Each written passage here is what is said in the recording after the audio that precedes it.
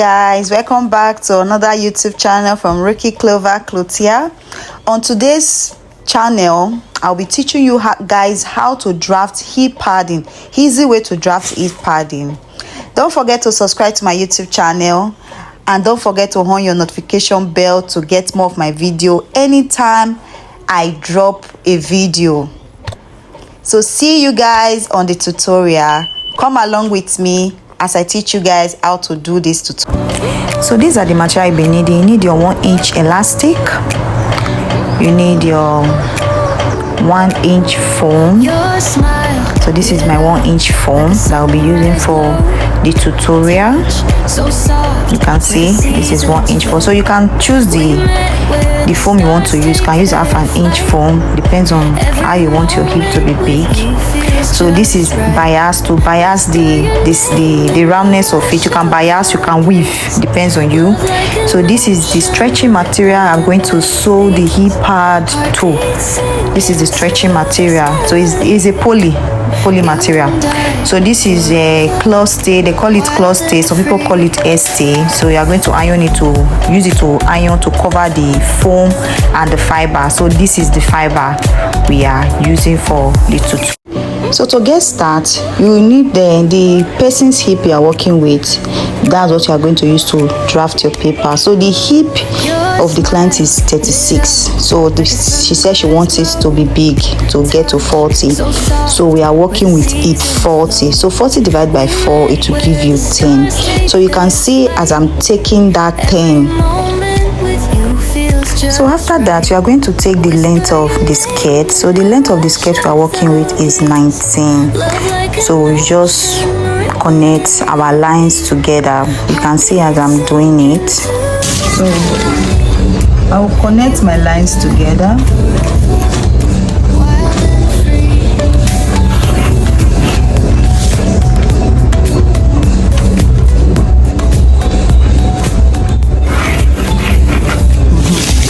So I'm connecting my lines together. So my waist to my hip is 9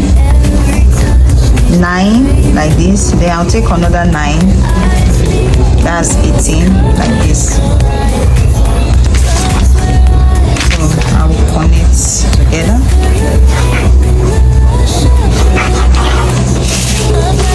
So I'll connect this one the same way. I'll connect like this. So from here, I'm going to come down by 1 inch. Here, I'm going to 1 inch. So the waist I'm working with is 24. So this is the waist. Divided by 4, that's 6, 24. So from here, I will go in by 1.5. Here, 1.5 like this. So what I will do, I will just connect like this to the waist like this. So like this, I'll connect this now.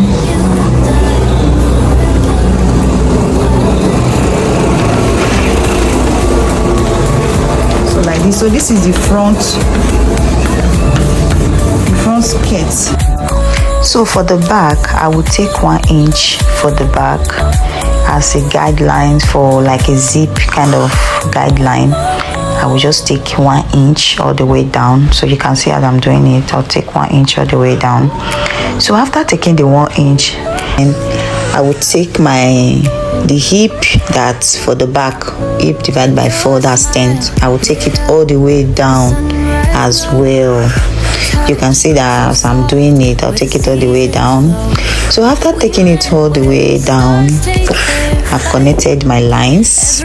So then I will need to connect like my bonbon. So you put your tape on your waist to put the tape under your bonbon. So that will be your bonbon measurement. So this one I want is 13. So you can see as I'm putting the 13, the down bonbon, that's where the hip pad, you know, our bonbon is not straight. so where the hip pad will just get to. So you can see as I'm connecting the lines together of it. So I will go up by 1 inch, then come down by 1 inch at my hip, my waist to hip measurement, that 9. Then I will still tighten the down with 1.5. I use 1.5 to tighten the down. So then I'll put my waist measurement. The waist is divided by 4, 24 divided by 4, that's 6. So then I will connect my lines together. So then I'll connect my lines together. I'll also connect from the hip to the down that I've tightened with 1.5. So I'll connect it together. So with this, you are done with the drafting of the back of the skirt to use to do your hip padding. So now so to pattern our hip pad from our pattern, from the waist you come down by 1.5. On the waist you come down by 1.5. Then on the hip you come out by 5 inches. 5 inches. While from the down you come up by 2 inches. You can see as I'm doing it. So you take your ruler, you connect from the 1.5 to the 5 down to the 2. So then we'll connect our lines together. We'll connect from the 1 inch to the 5, then to the 2 inches that we came up with. So you can see that the front hip is out. We have patterned the front hip from it. You can see as I'm labeling it. Please make sure you label or label it. You can label, you can notch just for you to indicate that this is up and this is down. It is very, very, very important. So for the back, from the zip side, I will come out by 1 inches for the zip side. Then from the waist side, I will come by 1.5. Then on the bum, then I will come in by 5 inches. Then from the down, I will come up by 2 inches. So what I will do, I will just connect my lines together. You can see as I'm doing it. Just follow as I'm doing it. You see that you get it very well. So you just connect your lines together. You can see as I'm using my ruler to connect the lines together. So that is the pattern for it. Then you label up from down, because when you want to sew, you have to label it. You're up from down. You can notch as well, so that you can indicate that this is up and this is down, so that when you join it, you're not going to have any confusion of it. So this is the pattern of drafting the hip pad from your skirt pattern. So now, I will just label that this is my front, and this is my back hip pad. So this is how we are going to cut it. We cut our hip pattern. So you can see, you just place your pattern on your 1 inch foam. Depends on the foam you want to use. You just place your pattern on it, then you just cut it out. You understand? Just as you are seeing it on the video, you just cut it out. Use something to secure it so that it won't move. So you just cut it out. So you can see as I'm doing it, you cut your pattern out. So after you cut, then you mark the hip side that you are going to sew. Then the up, you will notch, so that you will know that this is the up, so that you will not miss it up. So you can see that as I'm notching my up, that is my up now. So after I finish cutting it, so I'll keep it outside. So I'll also do the same thing on the front pattern. So this is the front hip of it. So I will just cut it out. Then also the same, after cutting, then I will still indicate my up from my down. I will notch. Then I will also mark the hip side where I'm going to sew as well. As you can see as I'm doing it, just follow the pattern. You see that it's very easy to do and easy to achieve. Love like an ocean rippling with ease. Heartbeat sink into the sky. So for my fiber, I will also cut the pattern too on my fiber too. What I have done on my 1 inch foam, I also do it on my fiber as well. This is fiber. You can see as I'm cutting it out. So I'm going to do the pattern on it too, the same way I've cut the 1-inch form. I'm going to cut 4 of it. That's two for the back, then 2 for the front, like that. So you know the fiber is kind of big, so I'm going to separate it.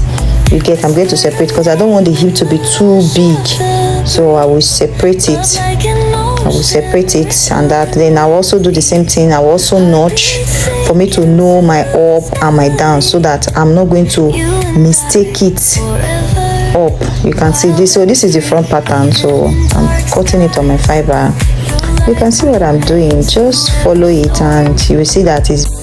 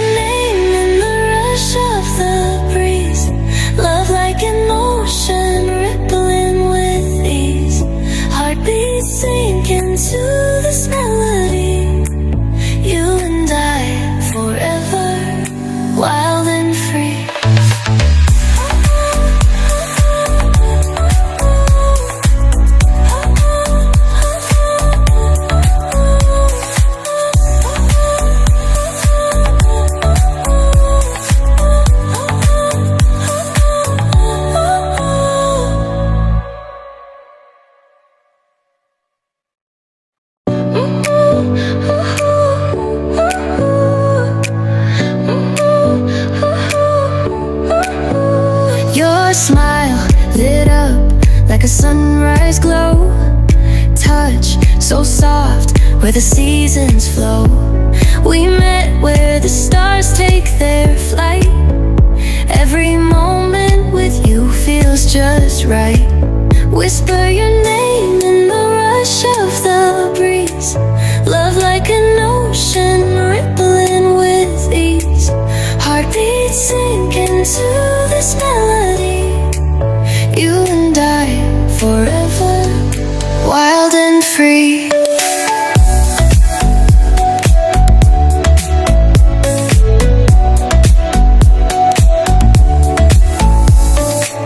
Hands collide like waves on the shore. Every touch leaves me craving more.